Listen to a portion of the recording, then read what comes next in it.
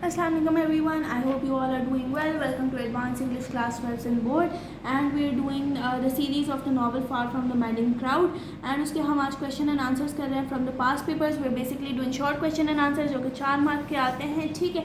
And the question which we have today is from past papers and it is a very important question. It has been repeated multiple times which is about the pastoral tragedy, ठीक है. या आपके पास pastoral tragedy आएगा कि describe what is the pastoral tragedy that happened in the novel, या आपके पास ये आएगा कि how did Gabriel lose his sheep, ठीक है. तो सबसे पहले आपको स्टार्ट करना है किस तरीके से. Gabriel is a sheep farmer and he has got 2 sheep dogs, ठीक है. उसके पास 2 डॉग्स थे जो उसकी शीप संभाला करते थे. George is clever and trustworthy.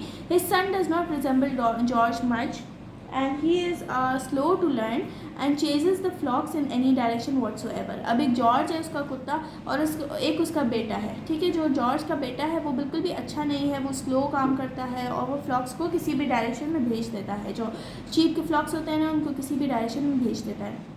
He expects that he will move the flocks.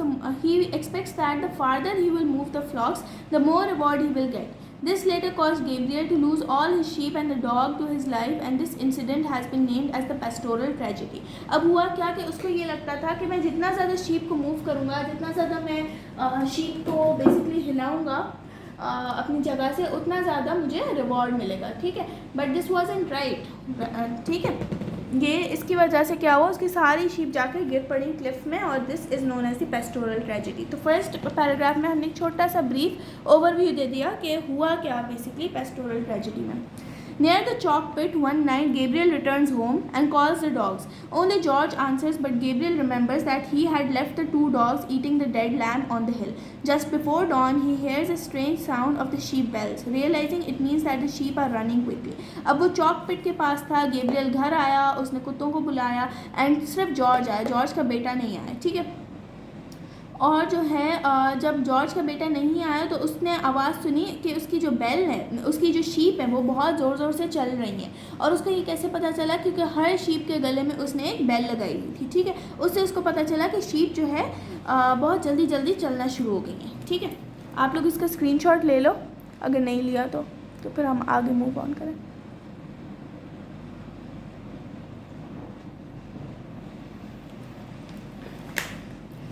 ठीक है, अब नेक्स्ट पे जाते हैं. Gabriel jumps out of the bed and races up a hill. Almost 200 sheeps are gone, ठीक है. अब हुआ क्या, he called a shepherd call ओवे ओवे ओवे. He called his sheep just like the sailors call a missing man. There was no answer to his calls. Then he saw his dog. ठीक है. अब क्या हुआ कि गैब्रियल अपने बेड से फ़ौरन छलांग मार के उतरा जब उसको ये पता चला कि उसकी शीप जो है वो बहुत ज़ोर ज़ोर से भाग रही हैं, ठीक है. और जब तक वो गया वहाँ पे तो उसको पता चला कि जो शीप थी, वो जो क्लिफ थी, वहाँ से चॉक पिट से नीचे गिरकर और मर गई, ठीक है.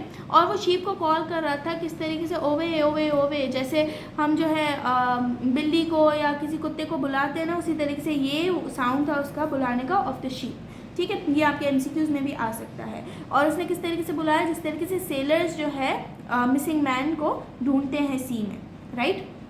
और उसके बाद कोई भी आंसर नहीं था उसकी कॉल्स को, क्योंकि उसकी सारी जो शीप थी वो गिर के मर चुकी थी. एंड फिर उसने अपने कुत्ते को देखा. He saw the younger dog standing against the sky, dark and motionless as Napoleon at Saint Helena, ठीक है. अब ये चीज़ आपने एमसीक्यूज़ के लिए याद रखनी है कि उसका डॉग कैसा लग रहा था. He was looking just like Napoleon. Gabriel races through seeing the sheep's footprints, ठीक है. अब उसने देखा कि शीप के फुटप्रिंट्स कहाँ कहाँ गए हैं. The dog comes and licks his hand. Gabriel looks over the cliff and sees the carcasses lying at the foot.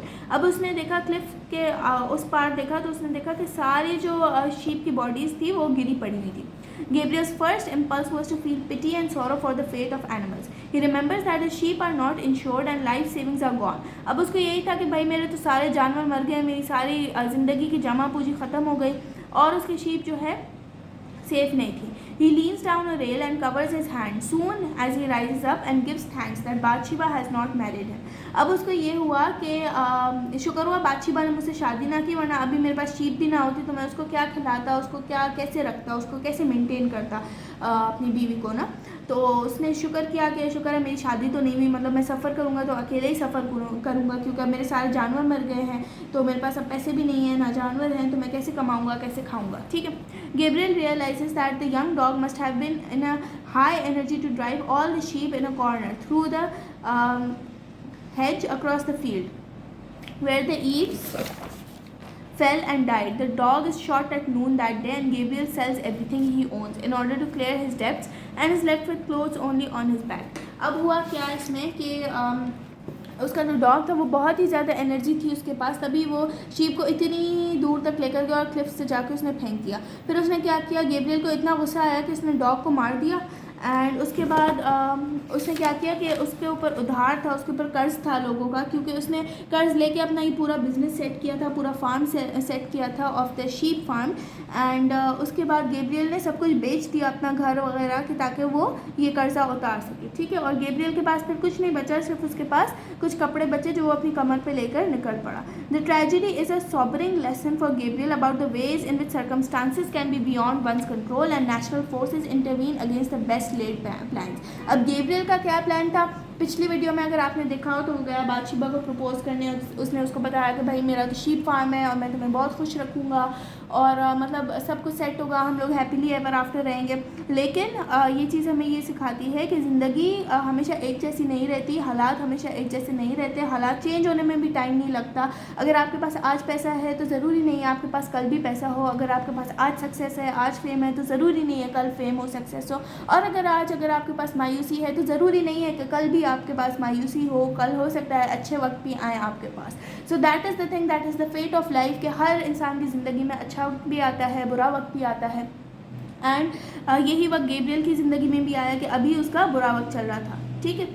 The shooting of the dog is portrayed as a grin. That is an illogical solution, though as simply well as things are done. अब इसको ये लगता है writer को कि Gabriel ने जब इसको डॉग को मारा तो this is an illogical solution. लेकिन Gabriel was very emotional at that time और उसको यही हुआ कि इस डॉग की वजह से मेरी हर चीज़ चली गई है एंड इस डॉग की वजह से अब मुझे हर चीज़ बेच कर और मूव करना पड़ रहा है, तो मैं इस डॉग को मार दूँगा. तो ये उसकी डॉग की सज़ा थी. एंड उसके अलावा बस यही था क्वेश्चन. एंड अगर आप लोगों ने स्क्रीनशॉट्स नहीं लिए तो एक और चांस है, अभी स्क्रीनशॉट्स ले लें. एंड कोई भी क्वेश्चन हो तो लिख लीजिएगा लास्ट में कमेंट सेक्शन में. कोशिश करूँगी मैं हर क्वेश्चन कवर कर लूँ. अगर आपने पिछली वीडियोस नहीं देखी तो जाके चेकआउट करो मेरे चैनल पे एंड मेक श्योर लाइक भी कर लेना. ठीक है. तो दैट्स ऑल. वीडियो को पॉज करें, साथ साथ स्क्रीनशॉट्स लेते जाएँ कि ताकि आप लोगों की अच्छे से तैयारी हो जाए.